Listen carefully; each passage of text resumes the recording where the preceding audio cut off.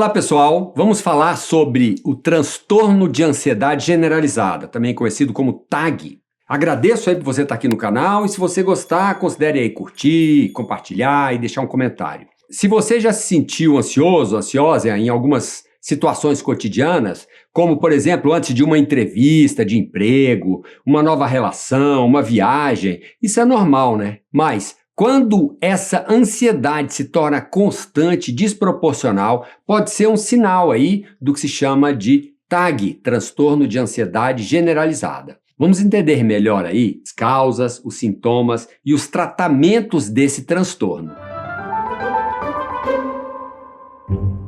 Transtorno de ansiedade generalizada, TAG, é uma condição onde a pessoa experimenta uma ansiedade persistente e excessiva, que não está necessariamente relacionada a uma situação específica. Segundo aí o Manual de Diagnóstico e Estatística de Transtornos Mentais, de transtornos mentais, a TAG é caracterizada por uma preocupação excessiva que dura meses e às vezes é difícil de controlar. A prevalência atualmente é de que 3% dos adultos, de um modo geral, são diagnosticados com TAG, sendo que a maioria dos casos são de mulheres. A TAG pode afetar pessoas de qualquer idade e frequentemente dura muitos anos. Diferente de outras formas de ansiedade, onde ocorrem crises agudas, a TAG, esse transtorno, ele é mais constante e pode ser menos intenso, inclusive, mas igualmente, obviamente, debilitante, né? Então, quais são os sintomas? Os sintomas de TAG variam de pessoa para pessoa, mas os mais comuns incluem preocupação excessiva e constante, né? A pessoa pensa muito em ameaças, problemas digestivos, a pessoa tem náusea, prisão de ventre, diarreia, falta de ar também,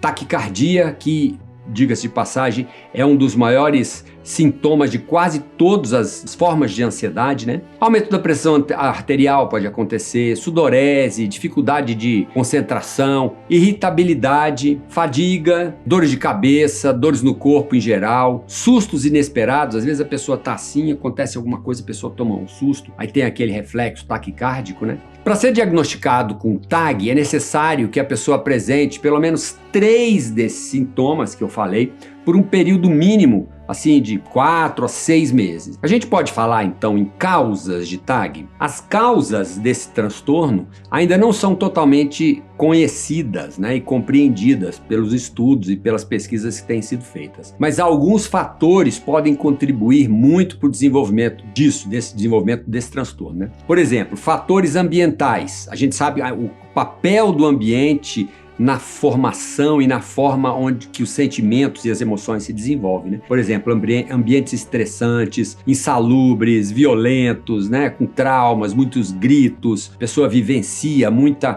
relações conturbadas, isso pode contribuir para o desenvolvimento desse transtorno. Condições físicas, às vezes, da pessoa, né? Às vezes a pessoa tem algum tipo de doença, está num momento ali de mudança hormonal, como na menopausa, na menarca, distúrbios, por exemplo, de tireoide, doenças cardíacas, às vezes é muito comum a pessoa ter uma doença cardíaca associada. Até refluxo pode estar relacionado a isso. Então esses podem ser algumas das variáveis aí biológicas. A gente sabe que geneticamente existe alguma evidência que pode ter algumas causas hereditárias, mas isso é aquela velha história, é muito difícil de comprovar essas questões pela hereditariedade, né? A gente sabe que o papel do ambiente é fundamental para o desenvolvimento dessa interação e como a pessoa vai se organizando ou se desorganizando afetivamente, emocionalmente, em termos, né, de homeostase. Outro fator importante é o alcoolismo. Abuso de álcool, por exemplo, pode desencadear TAG. A abstinência prolongada pode ajudar também. E quanto aos tratamentos? O tratamento aí desse transtorno de ansiedade generalizada geralmente envolve uma combinação do tratamento psicológico e psiquiátrico. A gente sabe que na psiquiatria, né, o médico ou a médica psiquiatra, ele deve prescrever alguns medicamentos que ajudam a controlar os sintomas de ansiedade, por exemplo. Isso hoje tem sido feito de uma forma bem mais evoluída do que há 20, 30, 40 anos atrás, né? Esse tratamento medicamentoso geralmente dura aí pelo menos uns 6 meses. E dentro de terapia em psicologia, de psicoterapia comportamental, sobretudo, que é a minha área, aquela que eu acredito que tem uma eficiência muito grande no tratamento disso. O psicólogo trabalha com o paciente no sentido de ajudar ele a entender e controlar aquilo que ele sente. Isso inclui, por exemplo, aprender a reconhecer e desafiar, por exemplo, e aprender a lidar com pensamentos distorcidos, discriminar contingências vividas pela pessoa, além de desenvolver estratégias mais realistas para lidar com situações no dia a dia, né? Esse transtorno é uma condição séria que pode impactar significativamente a qualidade de vida de uma pessoa. Um tratamento adequado pode ajudar a controlar os sintomas e a pessoa pode levar uma vida tranquila e equilibrada e superar esse momento que ela está vivendo, né? E se você conhece alguém aí que está lutando contra esse tipo de situação e de sintomas, procure a ajuda de um profissional. A terapia comportamental, ela é muito útil aí, ela costuma ser muito eficaz no tratamento da TAG. É uma forma realmente efetiva de intervenção profissional que ajuda a modificar alguma desses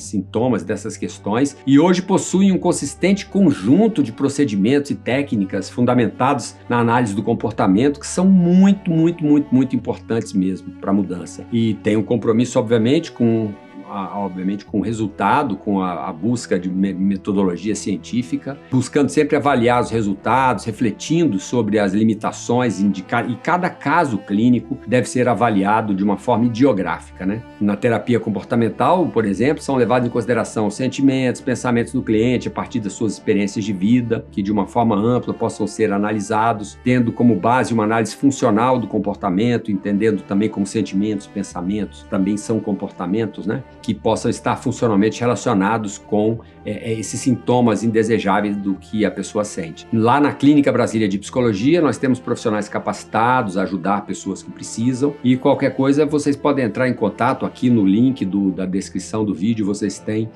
o link da Clínica Brasília e estamos à disposição lá. Espero que vocês tenham gostado, que tenha sido útil, e até um próximo vídeo. Muito obrigado.